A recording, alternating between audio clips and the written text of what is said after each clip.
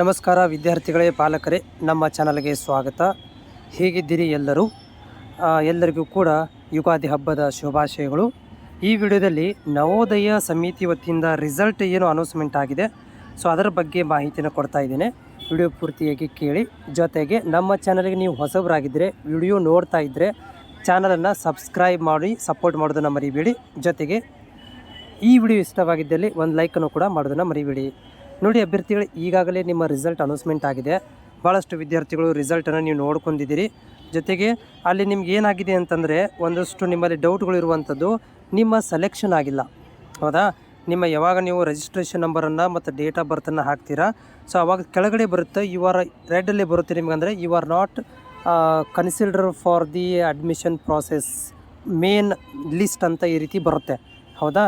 So ಈ ರೀತಿ ಬಂದಾಗ ಇಟ್ ಮೀನ್ಸ್ ಇದರ ಅರ್ಥ ಏನಂತಂದರೆ ಯು ಆರ್ ಫೇಲ್ಡ್. ನೀವು ಏನಾಗಿದ್ದೀರಪ್ಪ ಅಂತಂದರೆ ಫೇಲ್ಡ್. ಆದರೂ ಕೂಡ ಒಂದು ಆಪ್ಷನ್ ಇದೆ, ಫೇಲ್ಡ್ ಆದರೂ ಕೂಡ ಒಂದು ಆಪ್ಷನ್ ನಿಮಗೆ ಕೊಟ್ಟಿದ್ದಾರೆ. ಸೊ ಇದು ಕಂಪ್ಲೀಟಾಗಿ ನೀವು ಈಗ ಸದ್ಯಕ್ಕೆ ಫಸ್ಟ್ ಲಿಸ್ಟಲ್ಲಿ ಯು ಆರ್ ದ ಫೇಲ್ಡ್. ಇನ್ನೊಂದು ವೇಟಿಂಗ್ ಬರುತ್ತೆ, ವೇಟಿಂಗ್ ಲಿಸ್ಟ್ ಅಂತ ಕರಿತೀವಿ.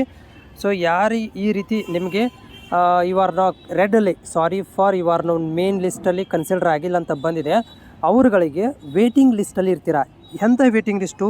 ಫಸ್ಟ್ ರೌಂಡಲ್ಲಿ ವಿದ್ಯಾರ್ಥಿಗಳು ಏನಾದರೂ ಸ್ಕೂಲ್ ಇಷ್ಟ ಆಗಿಲ್ಲ, ಅವ್ರಿಗೆ ಅಲ್ಲಿ ಹೋಗ್ಲಿಕ್ಕೆ ಇಷ್ಟ ಆಗಲಿಲ್ಲ, ಅಥವಾ ಏನೋ ಪ್ರಾಬ್ಲಮಿಂದ ಅವರು ಹೋಗಿ ಅಟೆಂಡ್ ಆಗಲಿಕ್ಕೆ ಆಗಲಿಲ್ಲ ಅಂದಾಗ ಆ ಒಂದು ಉಳಿದಿರುವಂಥ ಸೀಟನ್ನು ಈ ಕೆಳಗಡೆ ಇರುವಂಥ, ಅಂದರೆ ಈಗ ರೆಡ್ಡಲ್ಲಿ ಬಂದಿದೆಯಲ್ಲ, ಅಂಥ ವಿದ್ಯಾರ್ಥಿಗಳಿಗೆ ಏನು ಮಾಡ್ತಾರೆ ಅಂತಂದರೆ ಸೀಟನ್ನು ಕೊಡುವಂಥ ಒಂದು ಕೆಲಸವನ್ನು ಮಾಡ್ತಾರೆ. ವೇಟಿಂಗ್ ಲಿಸ್ಟಲ್ಲಿ ಇದ್ದಂಗೆ ನೀವೆಲ್ಲ ಅಂದ್ರೆ ಅದರಲ್ಲಿ ಯಾರ ವೇಟಿಂಗ್ ಲಿಸ್ಟಲ್ಲಿ ಗೊತ್ತಾಗೋದಿಲ್ಲ, ಹೌದಾ? ಯಾರು ಯಾಕಂದರೆ ಇನ್ ಕೇಸ್ ಆಫ್ ಫಸ್ಟ್ ರೌಂಡಲ್ಲಿ ಎಲ್ಲರೂ ಅಡ್ಮಿಷನ್ ಆಗಿಬಿಟ್ರೆ, ಎಲ್ಲರೂ ಅಡ್ಮಿಷನ್ ತೊಗೊಂಡ್ಬಿಟ್ರೆ, ಸೊ ವೇಟಿಂಗ್ ಲಿಸ್ಟ್ ಇರೋದು ವೇಸ್ಟ್ ಆದಂಗೆ, ಅಂದರೆ ಅದು ಸೀಟ್ ಕೊಡೋಲ್ಲ ಗ್ಯಾರಂಟಿ. ವೇಟಿಂಗ್ ಲಿಸ್ಟ್ ಮೀನಿಂಗ್ ಏನು? ಇನ್ ಕೇಸ್ ಆಫ್ ಏನಾದರೂ ಸೀಟ್ ಇರಬೇಕು, ಆ ಸೀಟ್ ಇದ್ದದನ್ನು ಅವ್ರು ಯಾರು ತೊಗೊಳ್ಳಿಲ್ಲ ಅಂದರೆ, ಫಸ್ಟ್ ಲಿಸ್ಟಲ್ಲಿ ಇರುವವರು ತೊಗೊಂಡಿಲ್ಲ ಅಂತಂದರೆ ಆ ಸೀಟನ್ನು ನಿಮಗೆ ಇಲ್ಲಿ ಏನು ಮಾಡ್ತಾರೆ ಅಂತಂದರೆ ಕೊಡ್ತಾರೆ. ಅದಕ್ಕೆ ವೇಟಿಂಗ್ ಲಿಸ್ಟ್ ಅಂತ ಕರಿತೀವಿ.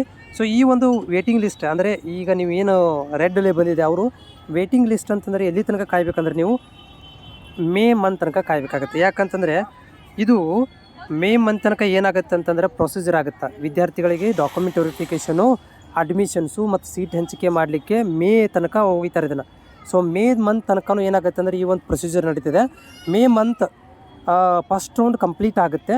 ಅದಾದಮೇಲೆ ಅದರಲ್ಲಿ ಏನಾದರೂ ಸೀಟ್ ಉಳಿಕೆಯಾಗಿದ್ದಲ್ಲಿ, ಸೀಟ್ ಉಳಿದಿದ್ದರೆ ಅವಾಗ ಏನು ಮಾಡ್ತಾರೆ ಅಂತಂದರೆ, ಈಗೇನು ರೆಡ್ ಕಲರ್ ಬಂದಿದ್ದೀರಲ್ಲ, sorry for you are not select consider for the main first list ಅಂತ ಏನು ಬಂದಿದೆಯಲ್ಲ, ಅದರಲ್ಲಿರುವಂಥ ವಿದ್ಯಾರ್ಥಿಗಳಿಗೆ ಏನು ಮಾಡ್ತಾರೆ ಅಂತಂದರೆ ಕಾಲ್ ಮಾಡ್ತಾರೆ, ಕರೆದು ಸೀಟ್ಗಳನ್ನು ಹಂಚಿಕೆ ಮಾಡ್ತಾರೆ.